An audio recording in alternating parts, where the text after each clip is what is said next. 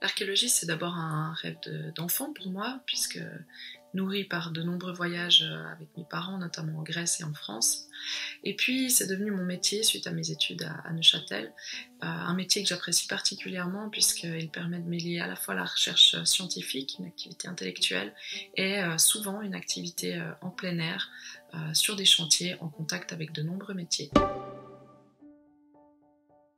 Mon ouvrage traite de la présence de l'archéologie dans la presse régionale d'actualité entre 1930 et 2000.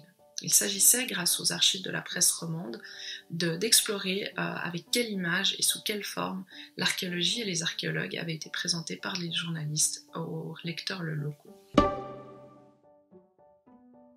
Mon étude a montré que les médias ont donné une image très contrastée de l'archéologie au cours du XXe siècle. Jouant tantôt des clichés traditionnels attribués à cette discipline, ils ont aussi montré ses changements de méthode ainsi que sa professionnalisation grandissante.